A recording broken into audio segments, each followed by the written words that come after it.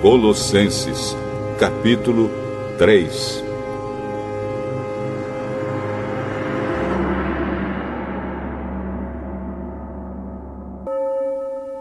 Esposa, obedeça ao seu marido, pois é o que você deve fazer por ser cristã. Marido, ame a sua esposa e não seja grosseiro com ela. Filhos, o dever cristão de vocês é obedecer sempre ao seu pai e à sua mãe, porque Deus gosta disso.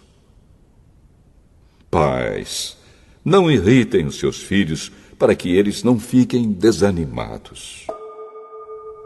Escravos, em tudo obedeçam àqueles que são seus donos aqui na terra.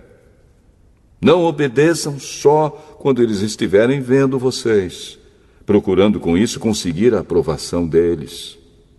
Mas obedeçam com sinceridade, por causa do temor que vocês têm pelo Senhor. O que vocês fizerem, façam de todo o coração, como se estivessem servindo o Senhor e não as pessoas.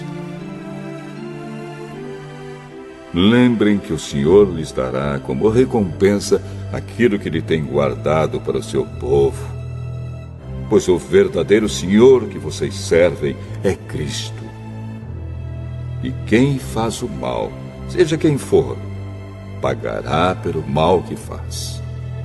Pois quando Deus julga, Ele não faz diferença entre pessoas.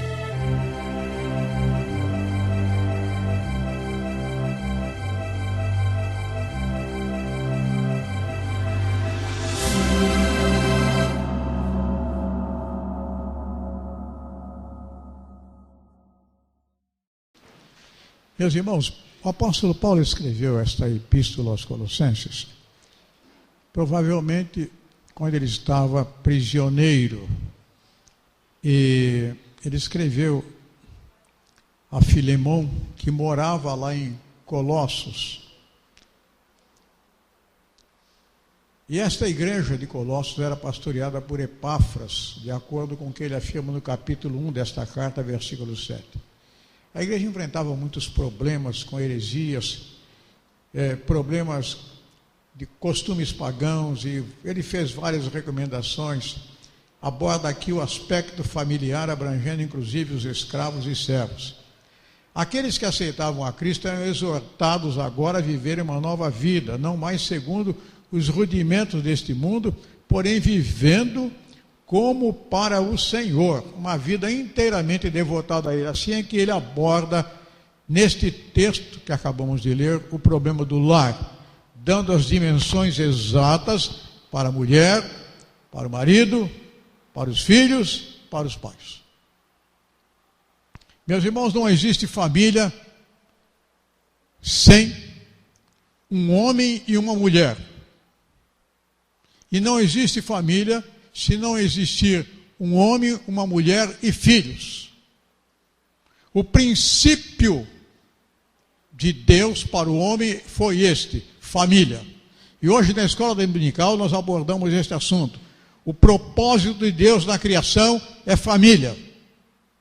E Deus tem tirado esta família. Esta família de Deus somos nós. É a igreja.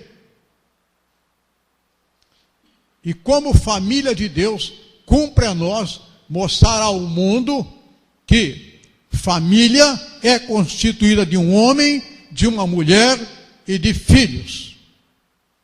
Casal que não tem filho, lamento, mas a verdade é o seguinte: é um casal, marido e mulher, mas não tem pai e mãe. Família é pai, mãe, filhos.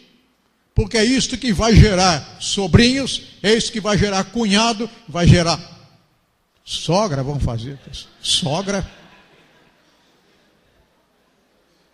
Né? E todas essas implicações naturais da família.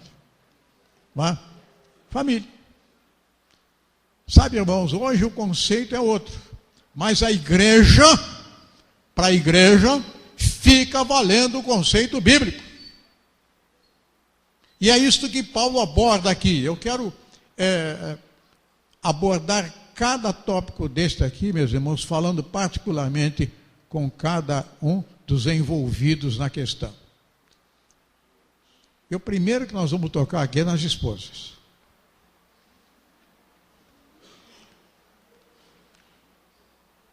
Vou perguntar para as senhoras, o que é mais fácil? Amar ou ser submissa?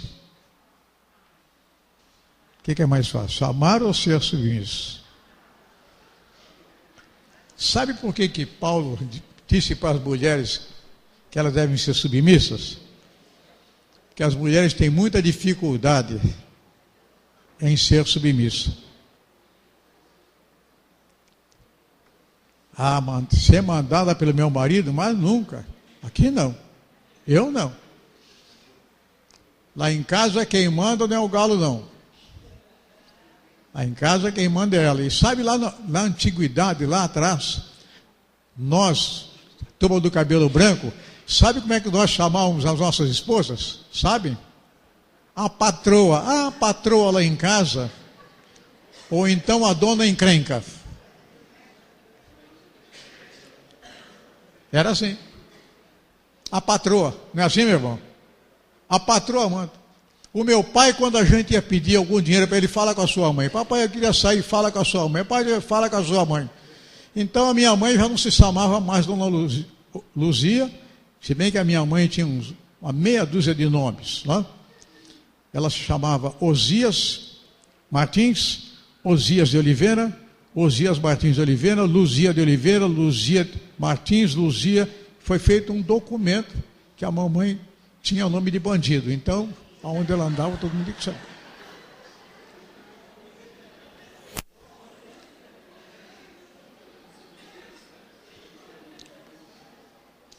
Sabe, irmãos,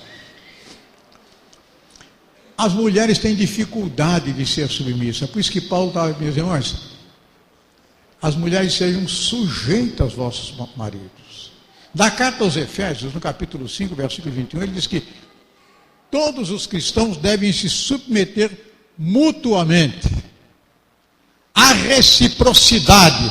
E é isso que eu quero abordar. Deveres recíprocos do lar. Reciprocidade. Vejam, submissão recíproca.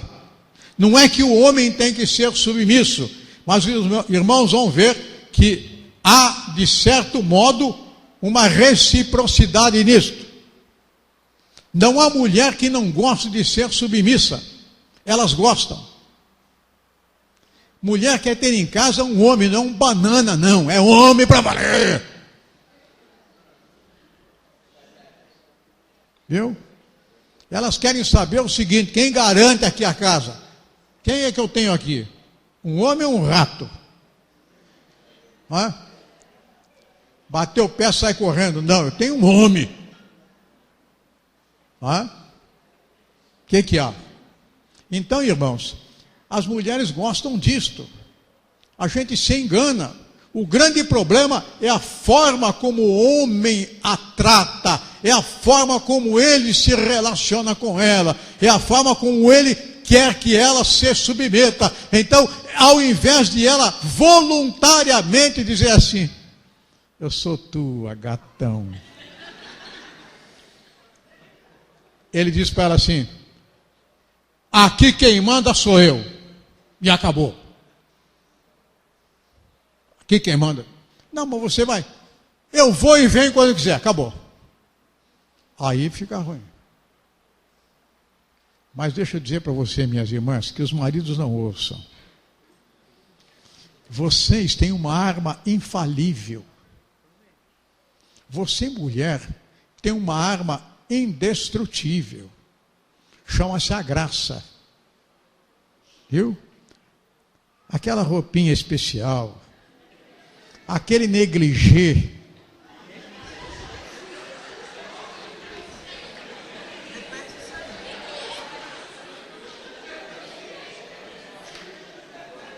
você vê como elas sabem? Está vendo? Quando eu chamo de jararaca, vocês não acreditam. Elas sabem. Aquele perfuminho especial, né? E aí você fala para ele assim, que já está com o cabelo branco que nem eu, fala assim: vamos deitar, tigrão. Ele estufa o peito, é comigo mesmo. E ele vai. Depois fica com a língua de fora, mas vai.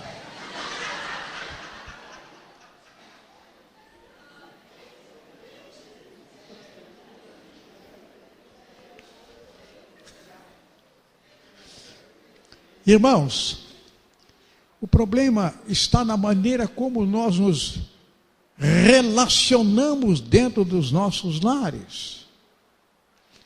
Como valorizamos os nossos maridos. Como é que a gente os trata? De que maneira?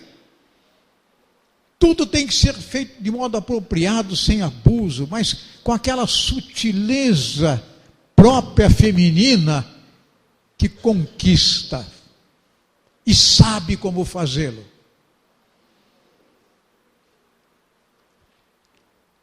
Aquele pezinho por baixo da coberta que, como quem não quer nada, esbarra na perna cabeluda do parceiro.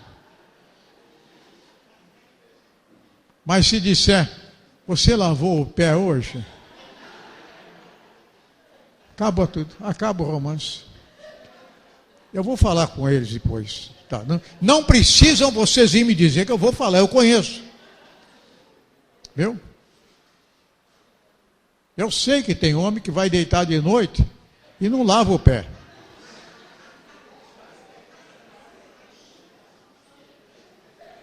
Ah? Mas eu vou parar por aqui, porque senão a coisa fica ruim.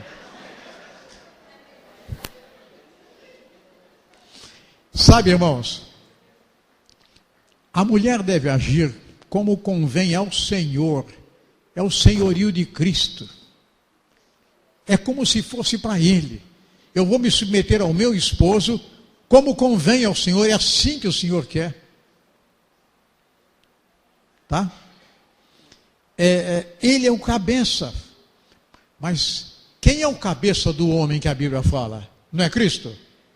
Então, quando você se submete ao seu marido, você não está se submetendo a ele, mas a Cristo. E é bom que ele saiba disso.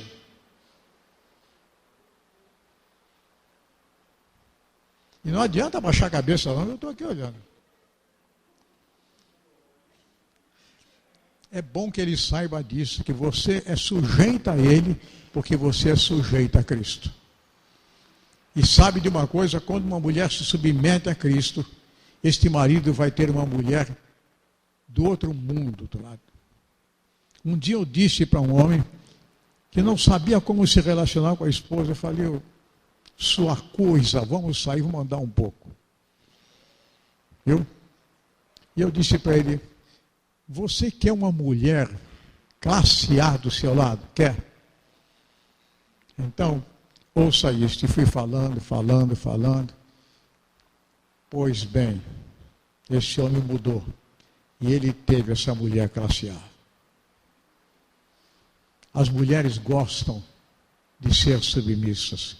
Engana-se quem pensa o contrário. Mulher não gosta de ser submetida. Ela gosta de voluntariamente dizer assim: manda em mim, Nicodemos.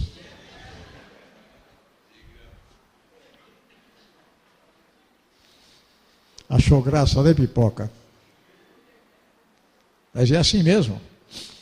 Amados, o general Cândido Rondon, homem que desbravou lá as nossas matas lá no Amazonas, foi até Bolívia, aquela região toda. Ele disse que tudo que ele tinha e tudo que ele era devia à esposa dele. Todos nós, maridos, sabemos disso. Nós devemos muito às nossas esposas. Então eu queria que você olhasse para a sua esposa, viu? E dissesse a ela assim: Tudo que eu tenho, tudo que sou, eu devo a você.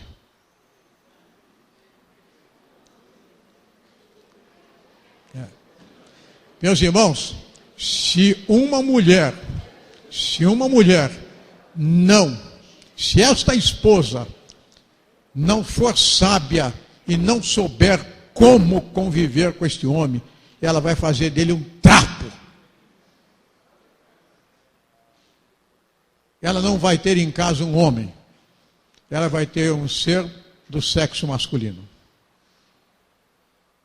Só isso. Mas deixa eu dizer para você, se você quiser umas aulinhas depois, eu não sou esposa, mas eu sei como é que as mulheres fazem. Eu sei. Viu?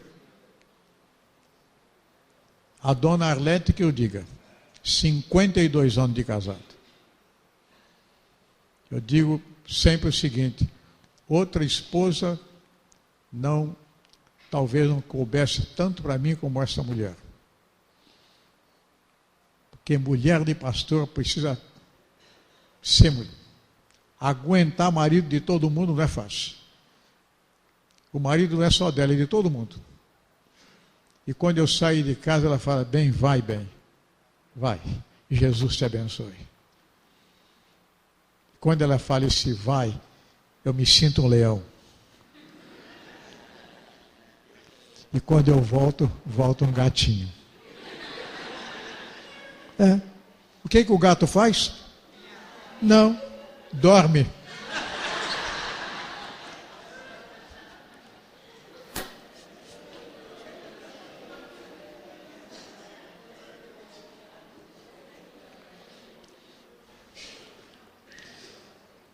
Esposas, sede submissas aos vossos próprios maridos, como convém ao Senhor, e o apóstolo Pedro compartilha desta mesma ideia na primeira epístola dele, no capítulo 3, versículo 1. Vós, mulheres, sede sujeitos aos vossos próprios maridos. Por quê? Porque se alguns deles, que não são crentes, não obedecem à palavra, sejam ganhos sem palavra alguma.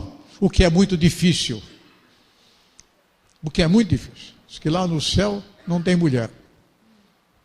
Não tem, está escrito no livro do Apocalipse. Houve silêncio no céu, meia hora.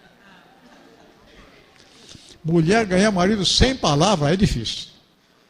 Elas não falarem alguma coisa é muito complicado. Mas é assim que tem que ser. Ganhar sem palavra, pelo porte, pelo comportamento.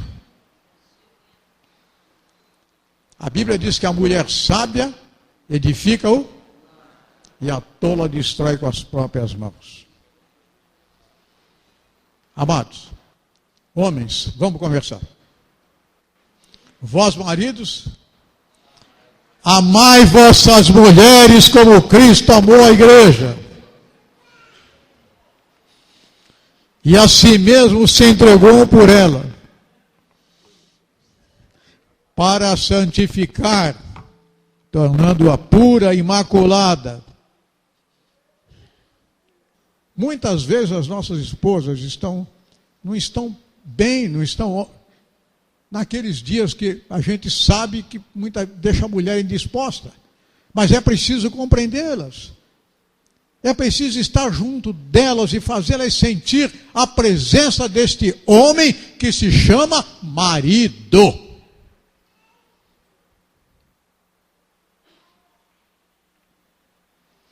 Queridos,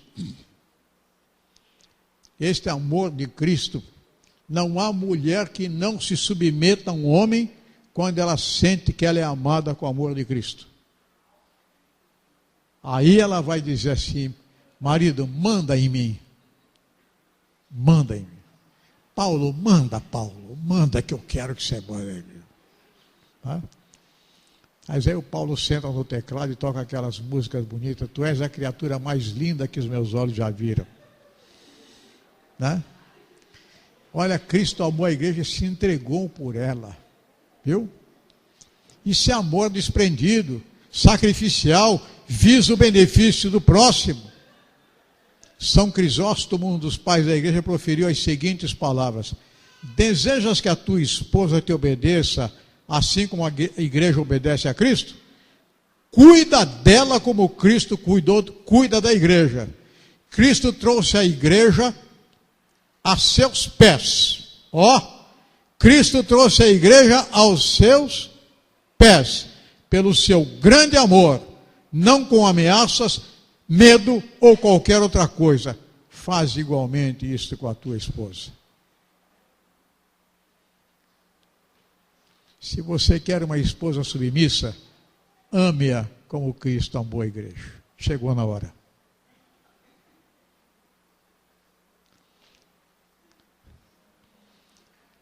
Irmãos, nós só vamos saber o que é amor de verdade, um casal, quando eles chegam lá nos 40, 50 anos de casado. Eles vão verificar que se bateram tanto um com o outro. Mas como diz aqui o poeta, não é? 25 anos vamos festejar de união, e a felicidade continua em meu coração. Não é? Vai crescendo sempre mais o meu amor por ti, e eu também fiquei mais velho e quase não senti. 25 anos de veneração e prazer, pois até nos momentos de dor, o meu coração me faz compreender que a vida é tão pequena para tanto amor. Mas, irmãos, isto é a vida. Deus nos fez para ser família. Agora, porque a minha esposa já não é mais aquela beleza, então eu não amo mais? Não. Eu vou até o fim. E eu vou ter que amar mesmo.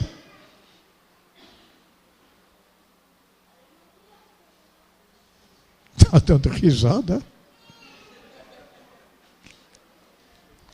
Sabe, amados? Irmãos, nós homens temos uma estrutura mais forte. Precisamos entender nossas esposas. Precisamos compreendê-las. Eu cobro muito dos homens e eu sou um deles. E acho que nós homens precisamos fazer tudo para dar às nossas esposas aquela segurança de que elas têm um homem segundo o coração de Deus ao lado delas.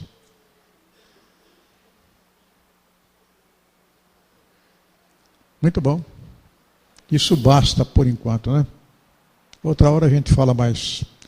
Mas sabem, filhos, agora é com vocês, meus amados. O apóstolo diz assim: filhos, em tudo, não é em algumas coisas não, viu? Em tudo obedecei aos vossos pais, pois fazê-lo é grato diante do Senhor. Vejam que Paulo fala para as esposas serem submissas como ao Senhor. Fala para os maridos amarem como o Senhor amou e ama a igreja. Fala para os filhos, fazer isto é grato, é agradável ao Senhor. Sempre o Senhor está envolvido na família.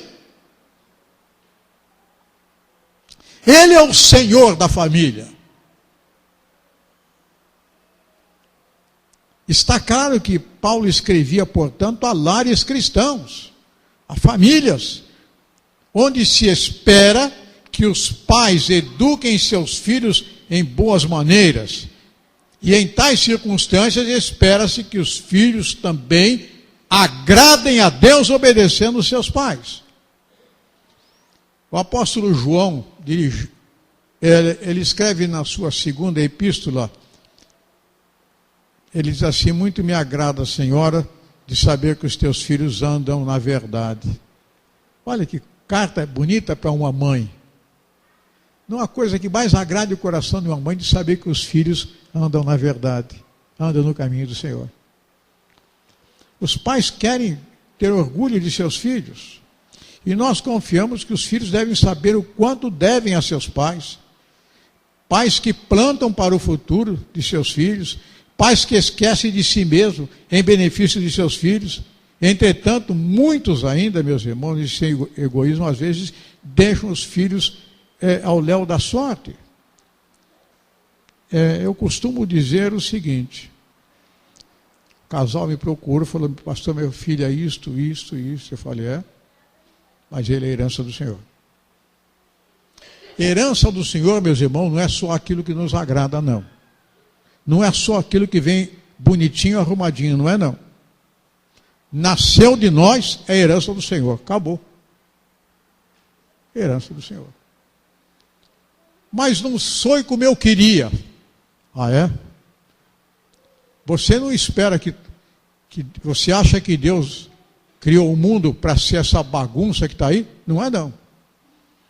Eu acho que se fosse da vontade de Deus, o PT não existiria, mas enfim.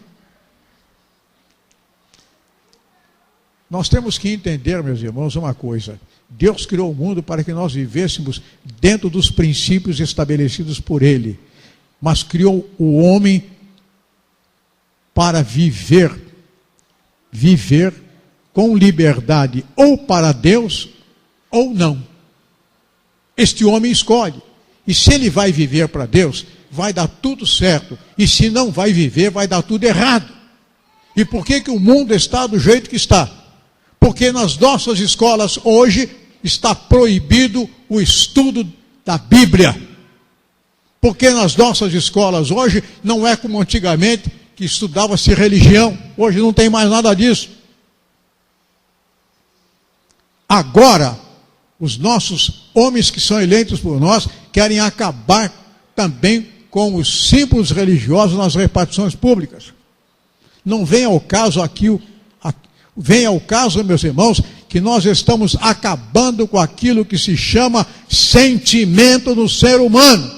Não existe mais nas nossas crianças, viu? Esse sentimento de paternidade, esse sentimento onde o filho passa a olhar pai e mãe como aqueles que têm autoridade sobre ele.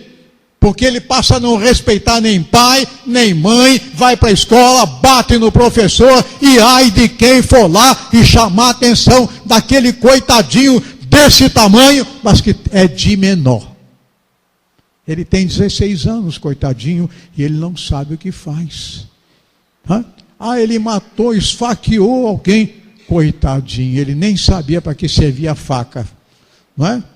Ele enfiou a faca na barriga da pessoa, mas nem sabia que ia tirar tanto sangue. Ele não sabia, coitadinho, o que estava fazendo. A culpa é da sociedade. Meus irmãos, a culpa é nossa. Porque nós continuamos contrariando a palavra de Deus e a igreja não pode se calar. Nós, como família, devemos defender esses princípios imutáveis da palavra de Deus. A criança precisa saber o que é amor, precisa saber o que é amar e ser amada. O Dia das Mães precisa ser comemorado nas nossas escolas como manda a boa ética. O Dia dos Pais, o Dia dos Avós. Nós precisamos olhar para a natureza com amor, com carinho. Nós estamos criando uma sociedade, meus irmãos, completamente desprovida de sentimento. É isso que está acontecendo. Mas os nossos jovens, meus irmãos, eles vão continuar ouvindo aqui na igreja: filhos, sede submissos, sujeitos aos vossos pais, obedecei vossos pais em tudo, porque isto é grato ao Senhor. Os nossos filhos vão continuar ouvindo, porque aqui dentro da nossa igreja, viu? Quem manda é Jesus Cristo. Ele é o Senhor. E os nossos filhos vão continuar ouvindo isto. Crianças, Jesus Cristo é o Senhor e é o Salvador. Amai-vos uns aos outros. Eles vão continuar ouvindo que deve respeitar os mais velhos. Eles vão continuar ouvindo que a Bíblia é a palavra de Deus, que Deus existe mesmo. Eles vão continuar aprendendo esta lição preciosa, viu? Que um mundo se constrói, meus irmãos, com amor, que é a essência de Deus. Sabe, meus jovens, esta é a recomendação da Bíblia. O mal do Dia das Mães que Ana Javes não poderia supor é que ia ser só um dia, ou algumas horas, em que a rainha do lar seria alvo de todas as atenções carinhosas, não só de seus filhos, como do esposo também. Entretanto, o que o texto deseja demonstrar, meus irmãos, é que o dia das mães, o dia dos pais, seja uma reflexão nos nossos lares. É um dia em que todos nós devemos analisar com honestidade o nosso comportamento como esposa, como marido, como pais, como filhos e assim por diante. Isto é lar. Isto é família. E vou terminar sobre o dever dos pais para com os filhos. Meus irmãos, nesse trecho paralelo de Efésios capítulo 6, versículo 4, a declaração é mais forte. Ele diz: vós pais não provoqueis vossos filhos a ira. Paulo está dizendo isso, meus irmãos, que muitas vezes nós, os pais, nos comportamos de modo a irritar os nossos filhos. Muitas vezes nós não temos tempo para sentar com um filho e conversar com ele. Principalmente nesta fase da criança para a adolescência. Muitas vezes nós, os pais, criticamos os nossos filhos até na frente de outras pessoas. Esses dias um jovem me falou: pastor, a minha mãe foi reclamar para o senhor de mim? Pois é, mas olha, eu quero que o senhor saiba o seguinte: ela me distratou na presença de fulano, cicrano e beltrano. Ela me distratou na presença da minha namorada. Eu fiquei desse tamanho. Meus irmãos, nós precisamos ter cuidado com isso. Não é disciplinar o filho, não. Merece disciplina, discipline-o. Entretanto, faça-o com sabedoria. É isto. Sabe, amados, eu confesso que ao longo da minha vida de casado, eu teve momentos que eu não soube educar meus filhos. Não soube mesmo. Porque eu era grosseiro. Isso é um testemunho que estou dando. Depois eu fui aprender que a melhor maneira de educar um filho é sentar ao lado dele, é abraçá-lo, é orar com ele e orar por ele. A melhor maneira de educar um filho é se ajoelhar ao lado da cama, ali onde ele dorme, fazer um afago na cabeça dele e dizer: Deus, tu sabes como meu filho é importante para mim. Tu sabes quanto eu amo. É beijá-lo, é acariciá-lo, é valorizá-lo. É mostrar interesse por aquilo que ele faz. Sabe, amados, creio que nós, pais, precisamos fazer uma avaliação de tudo isto. Quem sabe, fazendo uma reciclagem nas nossas vidas. Queridos, o propósito de Deus continua de pé. Deus não muda. E o que Deus quer, na verdade, é que nós tenhamos um lar de verdade. Uma família de verdade. Família segundo o coração de Deus. Em toda a Bíblia nós vamos encontrar lares, meus irmãos, que também como nós tiveram suas falhas. Lembre-se disso. Nós somos humanos. E como tal, temos nossos pontos positivos e negativos também. Mas a Bíblia está aí para nos ensinar. E o tempo está aí para ser aproveitado. Naquilo que não foi feito, vamos fazer. Precisamos fazer.